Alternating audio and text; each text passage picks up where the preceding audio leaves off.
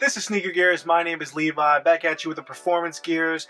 We're going to be comparing Flyknit to Primeknit to the newcomer to the party, Under Armour's new Speedform Slingshot. So let's get right into it. My second week of running, I was able to use 3 different shoes, all comparing the knit. So that was my goal. These just were released. This is Under Armour's new Speedform Slingshot. Now, the first part of that Speedform has to do with how it's constructed. I don't know if we can get a detailed look, but the insole is part of the outsole. It literally is a single piece all the way for the upper to the cushion. So it makes it one of the only shoes I've ever been fully comfortable wearing barefoot. I know other shoes you're able to because they're seamless, but this thing feels like a sock. Now I've added to the materials. The materials themselves are made with Dyneema, which was developed by NASA. So it's pretty high-tech stuff. It literally is supposed to be able to be light enough to float on water, but as strong as steel. And this stuff is incredibly strong. I can kind of pull as much as I want in here. And the containment is absolutely amazing. A lot of support, no matter what you're doing in it. This can very well probably function as a training shoe. And I don't see Under Armour being that far off from using this material on a basketball shoe. So as far as knit, and I would say this is probably closer to a woven upper, they knocked it out of the park. They're using the tried and true charge cushioning along the midsole. What that means is it gives you kind of a plush landing, but it firms up on push-off. It uses a little bit less charge cushioning than the Gemini, so it's not as soft. But what this does have, it does have a Pebax plate in between the charge cushioning and the Micro G. So on push-off, has a nice flex back. So these are actually a nicer shoe if you're going to be running, not jogging. I did 1.3 miles in these, trying to do some sprints. They definitely felt a lot better the faster I went. Flyknit. This is the Nike Flyknit Lunar 2. This is the OG. Nike's been doing Flyknit for many years now. I remember when these first came out for the Flyknit Lunar 1, I actually ended up getting 2 pairs. They were that good. So from the first gen to the second gen, really all they changed was the tongue, so it didn't move around that much, and a little bit better containment. Now for the third one, all they did again is tighten that upper a little bit more, but your cushion is exactly the same, pretty much from 1, 2, and 3.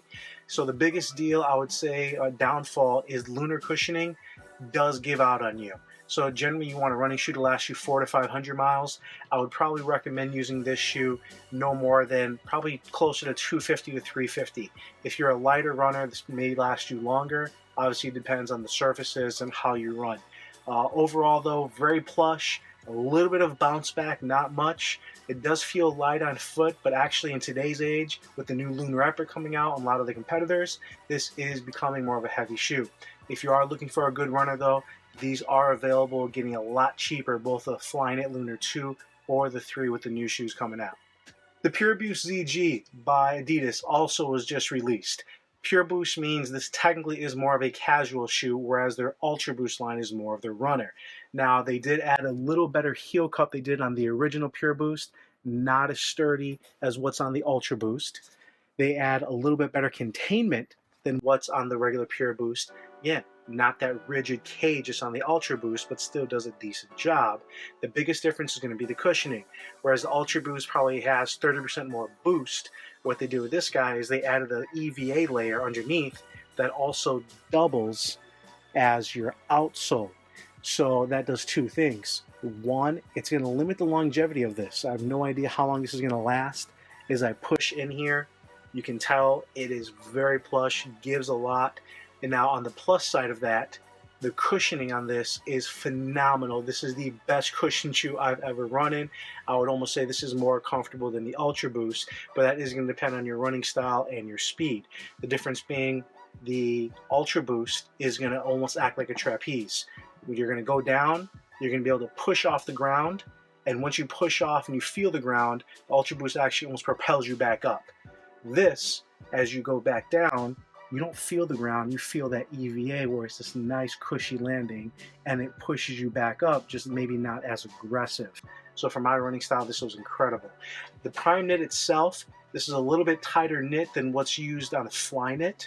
It has almost the same stretch as the Under Armour, just not as much support or not as strong. So this kind of falls right in the middle. I think this is honestly the sweet spot. So they did a really good job with these. As far as how I'm going to be using this is just as good for style as it is for function and running, but I'm probably going to be cutting off the lace cages here simply because I have a wide foot, so having this tied down did nothing for me. Depending on the size of your foot, that may give you the lockdown you need. I was more comfortable going for these in a jog versus a run. I was able to do almost 2 miles in these, like 1.88, and felt perfect. I probably could have done more, but as I'm ramping up how much I'm running, I just wanted to take it easy. But these were absolutely incredible. They got me.